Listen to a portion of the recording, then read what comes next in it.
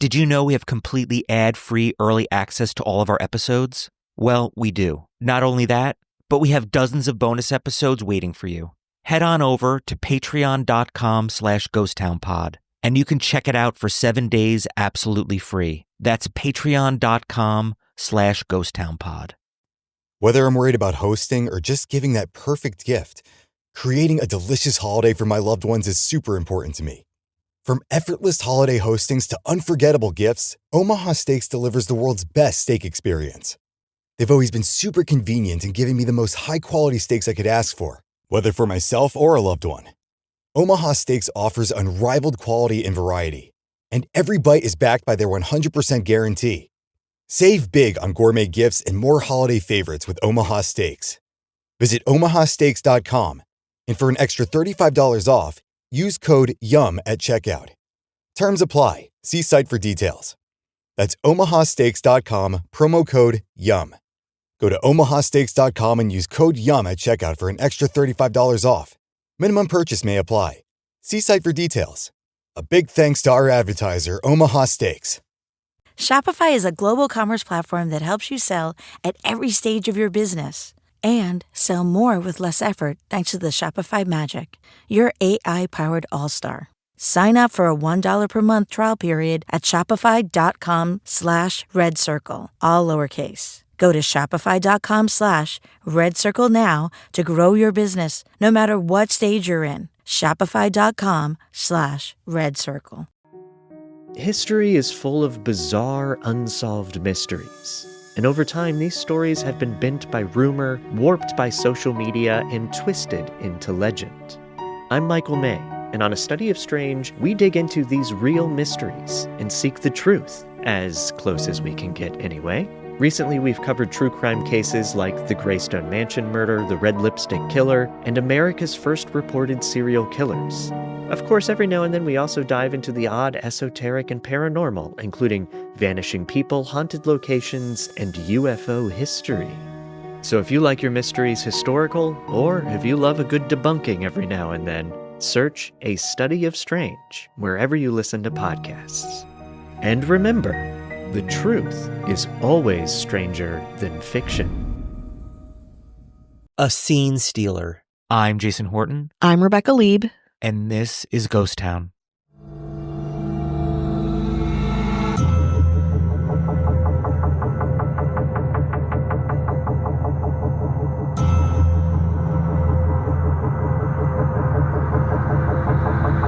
It's been over 400 years since Shakespeare's death, a man who is said to have been born and died on the same exact date, April 23rd, 52 years apart. Between his birth in 1564 and his death in 1616, Shakespeare wrote 37 plays. This is what he's studied worldwide and remembered by. More than almost any other writer throughout history, Shakespeare has shaped how we see and experience performance, language, human behavior, and art itself. But did you know he was also a thief? This is the story of how Shakespeare and his bros stole their own theater, an elaborate affair that would, no joke, change the course of history. The information surrounding this event is mostly taken from a document from the Star Chamber, an early English court, and it all begins with a man named Giles Allen. Giles Allen was the owner of the swath of land in Shoreditch that the theater, literally called the theater, was built on in 1576 by actor/manager James Burbage.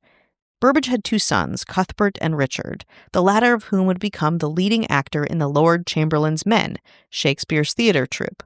The theater itself was beautiful, this polygonal structure outside of London with 3 wooden-tiered galleries, one for the aristocrats in the box seats, one for the middle class, and an open yard where the groundlings, those who couldn't afford a seat, experienced the theater from the floor below. The Lord Chamberlain's men had a 21-year lease on the land, and when the lease expired in 1597, the corrupt Giles Allen refused to renew it and planned to take over the theater for himself, perhaps destroy it or use it for something else, probably something not as cool as being home to some of the most famous plays ever written. With the Lord Chamberlain's men owning the building and Allen owning the land, both parties were at an impasse. Or were they? After many failed negotiations, the Lord Chamberlain's men had had enough. On the night of December 28, 1598, while Alan was away for Christmas, Shakespeare and his troupe, and their friends, grabbed their favorite weapons and snuck onto the property. The court paper from 1601 alleges that a dozen accomplices did, quote, riotously take down and carry away the said theater in confederacy with others armed with unlawful and offensive weapons, as namely swords, daggers, bills, axes, and such like, and so did enter, and in a very riotous and outrageous manner, did attempt to pull down and carry away the said theater. Piece by piece, they dismantled the theater and transported the pieces across the frozen River Thames to a newly leased plot of land in Southwark, outside the jurisdiction of the City of London. The materials were stored there until the weather got warmer, and in 1599, the Lord Chamberlain's men built a new playhouse just like the old, and they called it the Globe. The Globe opened in autumn of 1599 with Shakespeare's newest play, Julius Caesar, to huge acclaim.